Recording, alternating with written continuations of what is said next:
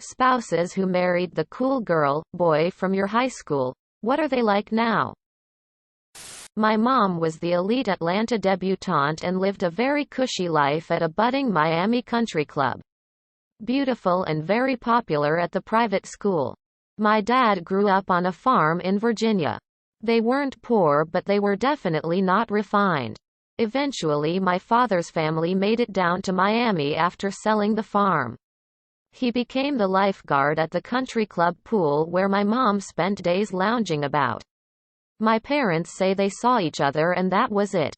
The scandal was great. The debutante and the lowly lifeguard. They just celebrated 54 years of marriage. My lowly lifeguard father made quite the life for my mom regardless of what all those elite twats said was going to happen. She gladly left the country club life for him and they are still so utterly in love it's crazy. He carries a photo of her at the pool where they met. The only references she makes to being that girl are that they proved everyone wrong. They are beautiful and I love their story. I married the cool, outgoing, outdoorsy, sporty high school jock. Turns out he's secretly as geeky and introverted as I am. He's still the same person 25 years later. As it turned out, I married one of the mean girls.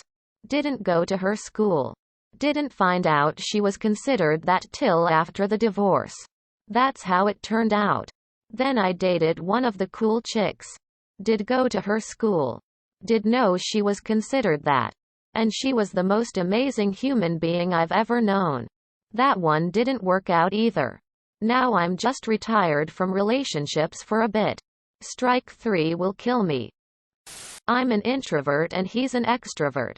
I never knew what to say to him in high school because he was so cool and funny. He intimidated me. Now our differences complement each other I think and we're very happy. I married the cool girl. Super athletic. Everyone was her friend. We started dating in high school. She's kept up everything people loved about her. Nowadays she isn't as interested in other people. And focuses on herself. Her career. Us and our future. We're planning to buy a house and have kids soon. I'm the breadwinner today but I'm not so sure if that'll be true in a few years lol. I'm the opposite of this question. I totally peaked in high school. Was cheerleading captain. Valedictorian. Prom queen. Super involved and outgoing. Now I'm fat and very unnoticeable. Not pretty and maybe not ugly, just bland. And incredibly shy and reserved. Don't really have any friends. But married my high school sweetheart. Who was quiet and mostly flew under the radar and now he is outgoing. Successful. And more handsome by the year. What is something you have always regretted doing? Not listening to my doctor's warnings and not taking care of my diabetes from 15 to 25. Since March last year I have had an op to restore vision in my right eye. An op to do the same in my left. An op to reattach the retina in my left eye and currently waiting to have another in my right eye.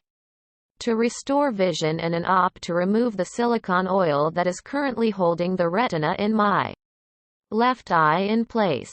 Was completely blind for 2 months and only now have a small amount of vision in my right eye.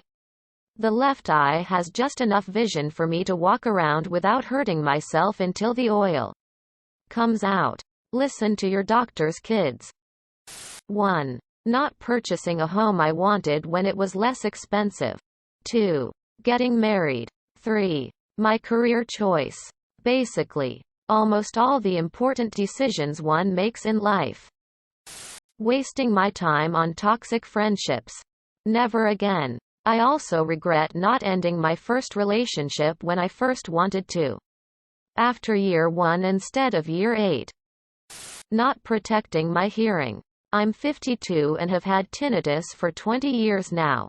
I should have worn earplugs when mowing the grass. Going to concerts or loud movies. I shouldn't have turned my Walkman up to 11. Sharing health issues or personal issues with workmates. As a college senior, I was an advisor to this suite of freshmen. 3 of them played these stupid pranks on 2 of them for the entire school year. It started as jokes, but it ended up just being harassment. Both of the harassed suitemates transferred the next year. I tried to reason with the 3 pranksters, harassers. But now, I regret not confronting them instead of trying to reason with them. At some point, if people are intentionally causing suffering, a harsh response is the correct response. I was just a dumb college 4th year, but I wish I had had the insight to do more. Americans of Reddit. What do you think about the metric system? Is it better or worse? In 1976 I lived in Germany. Dad was in U.S. Army and had to learn the metric system because the United States was going to convert to it, so they said. As you can see, we take a long time to accept anything new. I prefer it. Multiples of 10 seem more logical. I am a hobbyist woodworker. I use the metric system more often than imperial. I hate counting out how many 1/16 of an inch I'm looking at. Splitting things up into tenths makes more sense to me. Edit. I count the 16ths because I don't use imperial enough to know all the fun tricks people have. Suggested. Metric is just so much easier. It's been at least a few years since I have relied on imperial. The metric system is easier, and since a lot of people suck at math, it would be better for them. American machinist who works for a German manufacturer. Here, the metric system is better. It is simpler to calculate numbers that are all based on tens.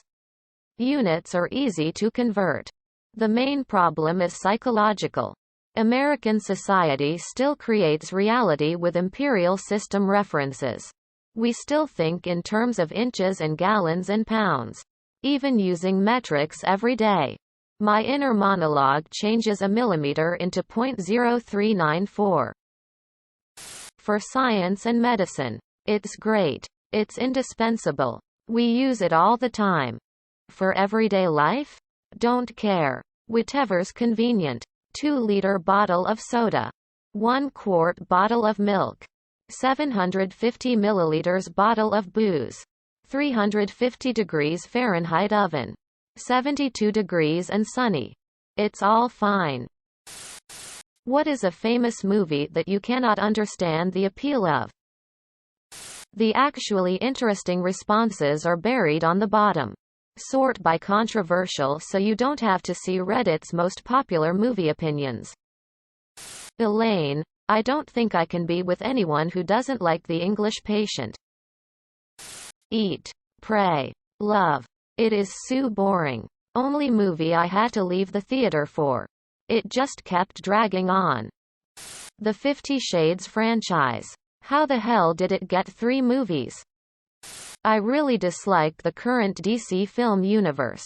With the exception of the first WW movie. That's really sad for me.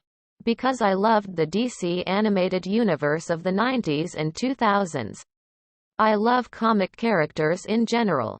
I think I'm just bummed out that they managed to break down a lot of the comics into only action-based movies. The Batman movies in particular I really disliked. He's the world's greatest detective. So where's the mystery and detective stuff? I feel like they left out a lot of character traits for the heroes in the film adaptations. The latest book adaptation movie series like Divergent, Maze Runner, Hunger Games, etc. They all feel like they have pretty much the same story between them. Edit. Wrote Hungry Games instead of Hunger Games. What life-changing item can you buy for under $100? Blackout curtains. I've never slept so well. And could kick myself for not doing this years earlier. A good pillow. Granted, bedding can be unreasonably overpriced. But $20 pillows at Target are not awesome. Invest in a good pillow. You spend 1/3 of your life on it. An emergency roadside kit for your vehicle. If you cook regularly, A large wooden chopping block and a decent quality chef's knife. Takes so much effort and time out of food prep in a way that transforms your will and ability to take on more complex recipes. So often I see people trying to prepare food with crappy little blunt knives on those tiny polythene chopping boards that slide around all over the place and I can barely watch. Good windshield wipers. Won't do without a decent pair of shoes on clearance. Nice shoes. Like Echoes. That are good for your feet. You might not think about it, but your feet and how you treat them are crucial for the health of your ankles, knees, hips and back. You're standing on those MFS all the time. They work hard for you. So get good shoes. I'm not talking about designer bullshit or whatever is trendy. Subscribe, my brothers.